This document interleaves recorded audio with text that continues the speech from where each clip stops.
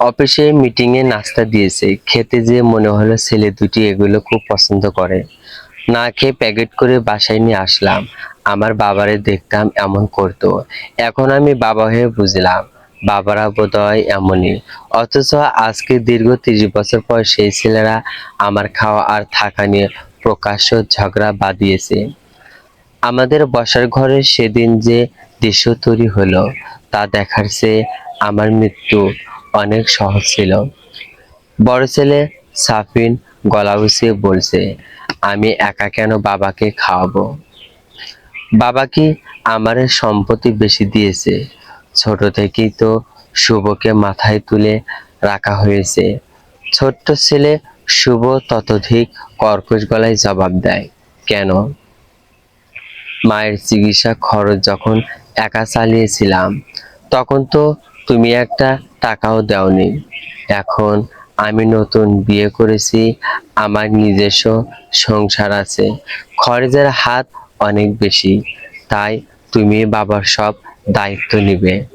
আমার চোখের সামনে নিজের রক্তে গড়া দুই সন্তান যেন দুটো খ্যাপা কুকুরের মতো মাংসের টুকরো নিয়ে কামড়াকামড়ি করছে। আর সেই টুকরোটা অন্য কিছু নয়, আমি তাদের নিজের বাবা। তারপর তারা এক প্রকার সর্বসম্মত সিদ্ধান্ত নিয়ে ফেলল, আমাকে বৃদ্ধাশ্রমে রেখে আসবে।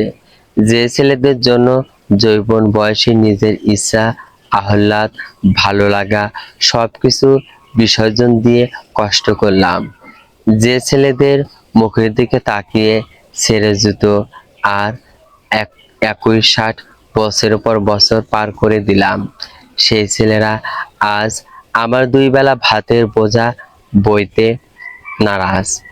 আমার নিজের ঘাম আর রক্তের বিনিময়ে গড়ে তোলা এই 6 তলা বিল্ডিংয়ের বিরাট বাসায় আমার বুড়ো হাড় দুটো ফেলার মতো বিন্দুমাত্র জায়গা নেই। বুকের ভেতরটা যন্ত্রণায় চুরমার হয়ে যাচ্ছিল, কিন্তু আমি চোখে এক ফোঁটা জল আসতে দেইনি। মানুষ যখন চরম আঘাত পায় তখন কান্নার নদীর জল শুকিয়ে কঠিন শক্ত পাথর হয়ে যায়। আমিও মনে মনে একটা সিদ্ধান্ত নিয়ে ফেলেছিলাম, ওরা যদি সিদ্ধান্ত নিতে পারে আমাকে বৃদ্ধাশ্রমে পাঠানোর, তাহলে আমাকে যদি সত্যি সত্যি বৃদ্ধাশ্রমে রেখে আসে, আমিও আমার সিদ্ধান্তের অটল থাকব। জীবনে আর কোনোদিন এই বাড়িতে পা রাখবো না। ওদের সামনে নিজের অস্বস্তিত্ব প্রকাশ করব না। সেদিন রাত গভীর হতেই বড় ছেলে সাফিন আমার রুমে এলো। তার পায়ের শব্দই বুঝলাম সিদ্ধান্ত কার্যকর করার চূড়ান্ত বার্তা নিয়ে এসেছে। রুমে ঢুকে দরজা তোয়ালে টাঙানো চার্জা কটার দিকে তাকিয়ে সে বলল, বাবা মা মারা গেছে। 3 বছর হয়ে গেল। আমিও জানি তোমার একা থাকতে কষ্ট হয়, সারাদিন চুপচাপ বসে থাকো।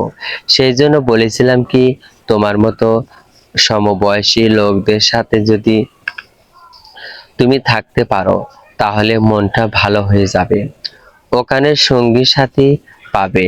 ছেলেটার কথার পেছনের বিষাক্ত প্রলেপটা বুঝতে আর বাকি রইল না। আমি তার দিকে শান্ত দৃষ্টিতে তাকিয়ে বললাম, কে বলতে চাস বাবা তুই? আমি তো এখানেই ভালো আছি, তোদের চোখের সামনে আছি, এটাই তো আমার পরম শান্তি। সাপিনের ধৈর্য বাঁধ যেন ভেঙে গেল। বিরক্তিতে মুখটা কুঁকড়ে সে সরাসরি আসল চেহারায় চলে এলো। এত কথা বলতে পারবো না। কালকে সকালে ব্যাগ গুছিয়ে রেখো, তোমাকে বৃদ্ধাশ্রমে রেখে আসবো, সেখানে তুমি ভালো থাকবে। আমাদের ওপর আর বাড়তি চাপ সৃষ্টি করো না। কথাগুলো বলেই সে উত্তর অপেক্ষা না করে ঝড়ের রেগে ঘর থেকে বেরিয়ে গেল। দরজার শব্দটা আমার বুকের গভীরে গিয়ে যেন একটা ভারী হাতুড়ির মতো আঘাত করলো। ঘরটা নিস্তব্ধ হয়ে গেল। ঘড়ির টিকটিক শব্দ ছাড়া আর কিছু শোনা যাচ্ছিল না। আমি উঠে দাঁড়ালাম, ধীরে পায়ে এগিয়ে গেলাম কাঠের ভারী আলমারিটার দিকে। ড্রয়ারের গোপন চাবিটা বের করে লকটা খুললাম। সেখান থেকে সযত্নে বের করে আনলাম এই 6 তলা বিল্ডিং এর মূল দলিলপত্র। জমি কেনার রসিদ থেকে শুরু করে প্ল্যান পাস করা আর ফ্ল্যাটের প্রতিটি কাগজের ফাইল, যে বিল্ডিং এর প্রতিটি ইটে আমার হাড় ভাঙা খাটুনির স্মৃতি জড়িয়ে আছে। যা করার একমাত্র উদ্দেশ্য ছিল আমার পর যেন 2 ভাই শান্তিতে মাথা গুঁজে থাকতে পারে। আমি ধীরে সুস্থে দলিলগুলো আমার পুরনো ট্রাভেল ব্যাগের তলায় কাপড়ের ভাঁজে লুকিয়ে রাখলাম। তারপর কয়েক জোড়া জামা কাপড় ভরে ব্যাগটার চেইন টেনে দিলাম। রাতের আঁধারে আমার সিদ্ধান্ত স্থির হয়ে গেল। সকাল হতেই সাফিনার শুভ এসে দাঁড়ালো। বড় ছেলে গাড়ির চাবি হাতে নিয়ে বলল, চলো। আমি ব্যাগটা হাতে নিয়ে নামলাম। আমার নিজের হাতে গড়া বাড়ি, যার প্রতিটি কোনো আমার চেনা। সেই বাড়ির সিঁড়ি দিয়ে নেমে যাওয়ার সময় একবারে জন্য পেছনে ফিরে তাকাইনি। বড় ছেলে আমাকে গাড়িতে তুলে নিয়ে বৃদ্ধাশ্রমে রেখে আসলো। পুরোটা পথ আর বৃদ্ধাশ্রমে সে অচেনা গেট দিয়ে ঢোকা পর্যন্ত আমি একটি কথাও বলিনি। আমার নীরবতাই ছিল ওদের অপরাধের প্রতি আমার শেষ উপহার। বৃদ্ধাশ্রমে কেয়ারটেকার যখন আমাকে একটা ছোট্ট রুমে নিয়ে বসালো, তখন আমার হাতের ব্যাগটার কথা মনে পড়লো। ব্যাগটার ভেতরে শুধু জামা কাপড় নেই, আছে আমার জীবনের মোড়ক ঘুরিয়ে দেওয়ার মতো সেই দলিলপত্র। যে ছেলেরা ভেবেছে আমাকে বাড়ি থেকে তাড়িয়ে তারা এই রাজত্ব ভোগ করবে, তারা জানে না যে বাবা তিল তিল করে গড়তে জানে, সে সিদ্ধান্ত নিলে শিকড় শুদ্ধ উপড়ে ফেলতেও জানে। বৃদ্ধাশ্রমের 4 দেওয়ালের ভেতরে রাতগুলো বড্ড বড় আর নিস্তব্ধ। পাশের বেডের রহমান সাহেব সারা রাত হাঁপানির কষ্টে ছটফট করেন, আর আমি সিলিংয়ের দিকে তাকিয়ে আমার বৃদ্ধ বয়সের জীবনটাকে হিসাব করতে থাকি। যে ছেলেদের হাতের আঙ্গুল ধরে হাঁটতে শিখেছিলাম, আজ তারা আমাকে সমাজের চোখে অবহেলা না করার মিথ্যা অজুহাতে এখানে ফেলে গেছে। কিন্তু সাফিনা আর শুভ্র যা ভেবেছে তা জীবনেও হবে না। তারা ভেবেছে বুড়ো বাবা কোণঠাসা হয়ে কেঁদে কেটে দিন পার করবে, আর তারা 6 তলা বিল্ডিং এর মালিক বনে গিয়ে আয়েশ করবে। পরের দিন সকালেই আমি বৃদ্ধাশ্রমের সুপারিনটেন্ডেন্ট জহির সাহেবের রুমে গেলাম। জহির সাহেব লোকটা বেশ অমায়িক। আমার ব্যাকগ্রাউন্ড এবং শান্ত স্বভাব দেখে তিনি কৌতূহলী হলেন। আমি ধীরে কণ্ঠে বললাম, জহির সাহেব, আমার একজন বিশ্বস্ত এবং পাকা আইনজীবীকে দরকার। খুব জরুরি একটা কাজ আছে। জহির সাহেবের মাধ্যমে যোগাযোগ হলো অ্যাডভোকেট সাজ্জাদ সাহেবের সঙ্গে। বিকেলে তিনি বৃদ্ধাশ্রমে এলেন।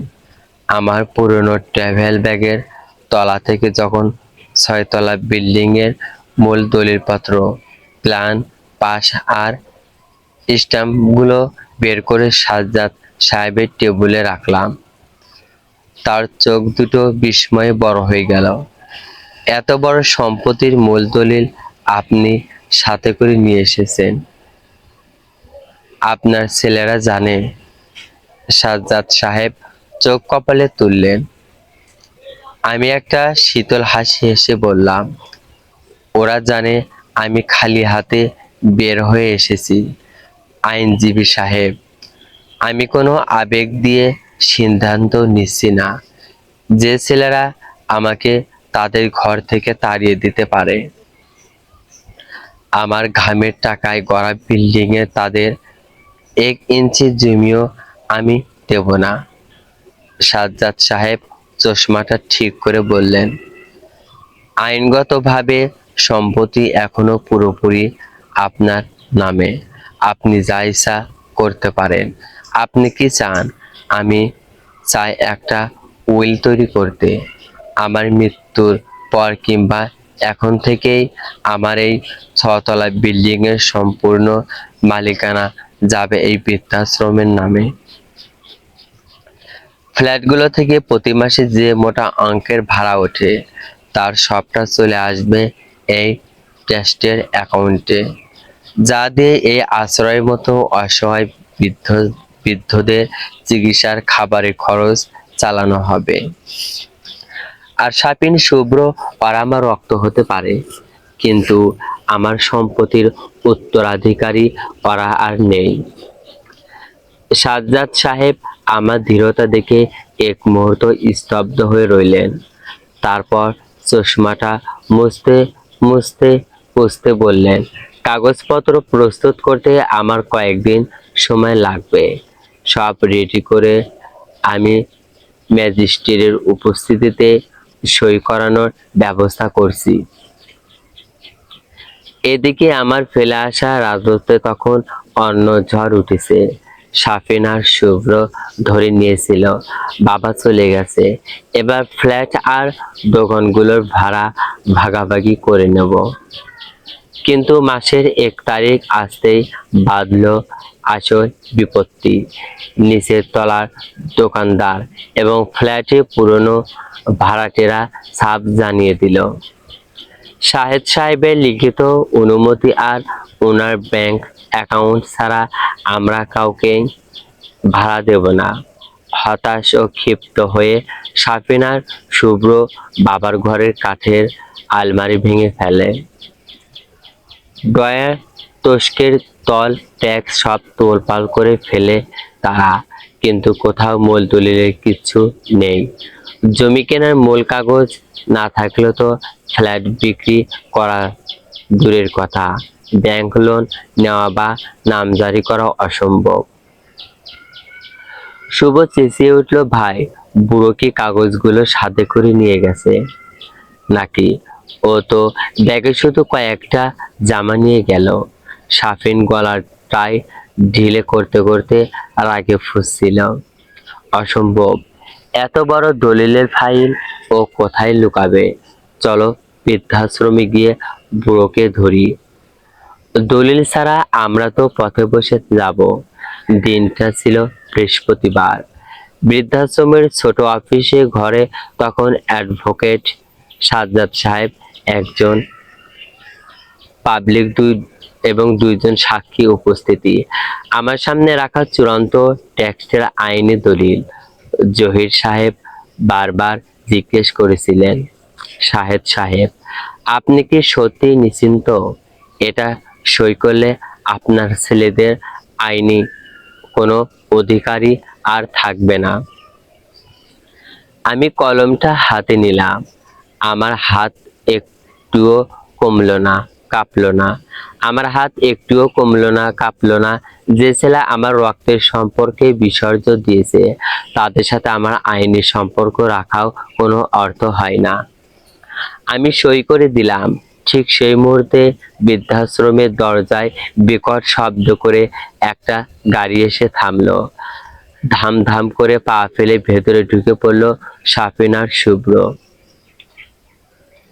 তাদের চেহারায় উদ্বেগের চেয়েও বেশি ছিল উদ্ধত রাগ।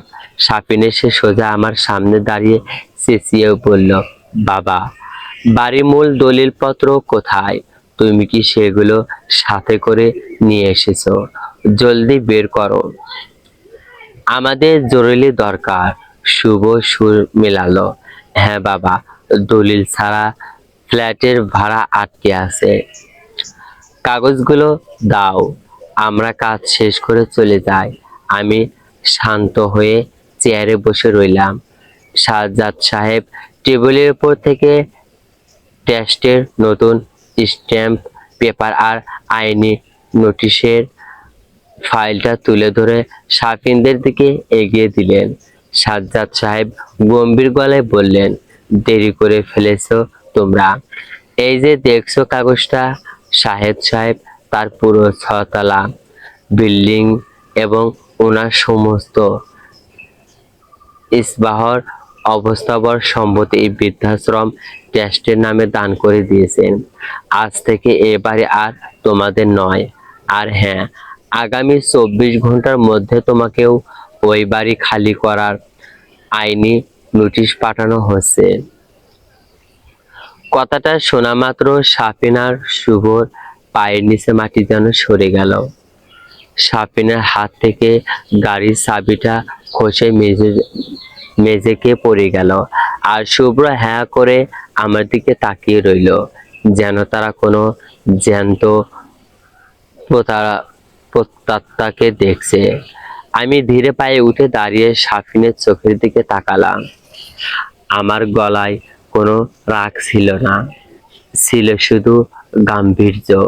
তোরা ভেবেছিলি তোরা আমাকে পর করে দিলে আমি নিঃশব্দ হয়ে যাব। মনে রাখবি সাফিন, যে বাবা তিল তিল করে রাজ্য গড়তে জানে, সে বাবা সিদ্ধান্ত নিলে সাম্রাজ্য এক নিমিষেই গুঁড়িয়ে দিতেও জানে। যদি গল্পটি ভালো লাগে অবশ্যই কমেন্টে জানিয়ে দেবেন। আপনাদের কমেন্টটি পেয়ে গেলে পরবর্তী পার্ট দ্রুত আপলোড করার চেষ্টা করব। প্লিজ চ্যানেলটি সাবস্ক্রাইব করবেন, ভিডিওটি শেয়ার করবেন। ধন্যবাদ।